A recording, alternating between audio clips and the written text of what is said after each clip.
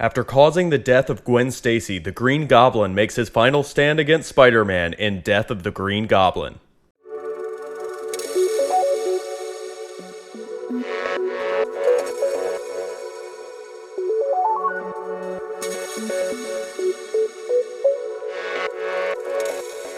What's up guys, this is Roman from RNS Entertainment, and welcome to Comic History, the weekly video series where I explain and retell iconic storylines, origins, and events in the world of comics. In this video, we're going to be talking about one of the most famous Spider-Man stories of all time, the Green Goblin's Last Stand, which occurs in Amazing Spider-Man issue 122 in 1973, directly following the even more iconic issue 121, where Green Goblin remembers Spider-Man's secret identity and causes the death of Spider-Man's love and girlfriend Gwen Stacy, which I've covered in a previous episode of Comic History. The Night Gwen Stacy Died and Green Goblin's Last Stand had a huge effect on Spider-Man as a character, cemented Norman Osborn and Gwen Stacy's most defining moments, and also helped to usher in a more modern, consequence-oriented approach to comic writing that allowed for the idea that main characters could die and heroes could fail. Our story begins where Death of Gwen Stacy left off, with Spider-Man holding her body and screaming out to the Goblin that he'll kill him for what he did. After swinging down to the docks to set Gwen's body down away from the fight, Spider-Man leaps onto Goblin's back, saying that he wants to remember Norman as he was, an arrogant elitist, punching him in the head repeatedly while demanding to know why Norman deserved mercy when he gave none to Gwen. Green Goblin flies wildly towards the bridge and rams Spider-Man into a cable, with Spider-Man still being too sick, exhausted, and full of rage to register his spider sense. While Spider-Man plummets from the bridge, Green Goblin escapes, and before Spider-Man can continue to track him down, he notices police surrounding Gwen's body. Freaking out and unwilling to let anyone touch Gwen's body, Spider-Man leaps into the crowd and screams at the police to back off, kneeling down to Gwen and brushing her hair out of her eyes, telling her that everything would be okay, that it would all be like it was before. Peter thinks back over his history with Gwen Stacy, from meeting her on his first day in college, to starting a relationship, to going through tragedy when Spider-Man was blamed for the death of her father, Captain Stacy, but mostly just remembering her. Peter then sees Spider-Man pushing Peter Parker and Gwen Stacy away from each other, visualizing his guilt over her death and blaming his life as Spider-Man for dooming them both. Snapping back to reality, Spider-Man tells the police that Gwen doesn't need an ambulance, because she's dead, and Spider-Man had killed her. Not offering up any explanation of how he meant that metaphorically, Spider-Man fights off the police as they try to arrest him and swings back into the city, setting his sights on getting revenge on Osborn. Going directly to Norman Osborn's townhouse, Peter marches in, finding Harry left alone, still hallucinating and tripping hard from an acid overdose. Harry is a broken mess, initially not even recognizing Peter, but then grabbing him and begging him for help. Peter looks down at his friend and thinks to himself that Harry is useless, and that he has better things to do than stay here and hold his hand.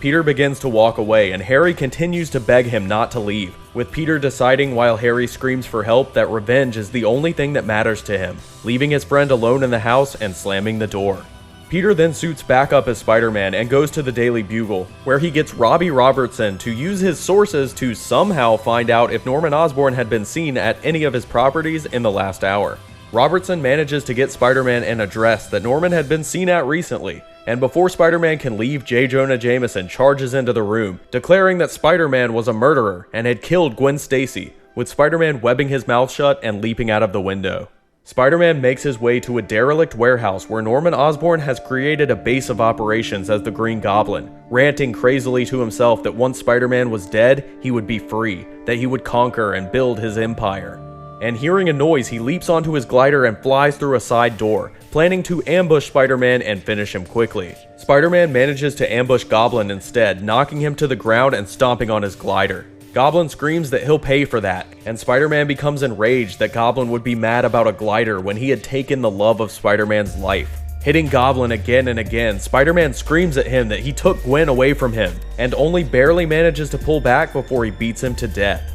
Disgusted with himself for having nearly murdered someone, Spider-Man doesn't notice as Goblin's glider sputters to life and hovers into the air, flying in an arc and angling towards Spider-Man's back, telling Goblin to get on his feet so that he could take him to jail. Spider-Man suddenly feels his spider sense going off and ducks just in time as the glider rockets past him and stabs directly into Green Goblin's chest, pushing him back into the wall and pinning him in place, killing him as the engine sputters out again, with Goblin's body sliding down onto the floor and crumpling into a lifeless heap. Spider-Man looks at the body of his worst enemy, thinking to himself that he had thought seeing Norman dead would have meant something more, or make him feel better about what had happened to Gwen, but that instead, it had only left him feeling empty and alone.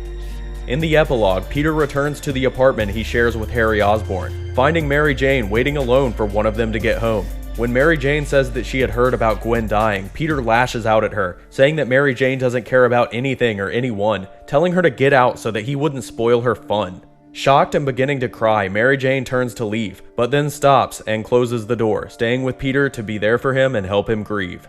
And that is the end of Green Goblin's Last Stand, the climax and culmination of two of the most iconic Spider-Man issues of all time. The Night Gwen Stacy Died and Goblin's Last Stand created some of the most recognizable cover art and scenes in all of comic history, becoming defining moments for all of the core Spider-Man characters at the time, and setting the stage for Peter Parker and Mary Jane to eventually fall in love and get married. Green Goblin does of course return many times after this story, but when it happened, the impact of killing off both a major character and love interest in Gwen Stacy, and the superhero's main villain in the span of 2 issues rocked the comic world, and set in motion a newer, more real landscape for comics where sometimes it doesn't all work out in the end. If you enjoyed this video, please make sure to like, comment, and subscribe to RNS Entertainment for new episodes of comic history and other great series every week. If you want to see more Spider-Man stories, origins, and events, check out the Spider-Man Symbiotes History playlist on my channel, where you can also find the death of Gwen Stacy, or check out the main comic history playlist for all of the episodes I've done so far.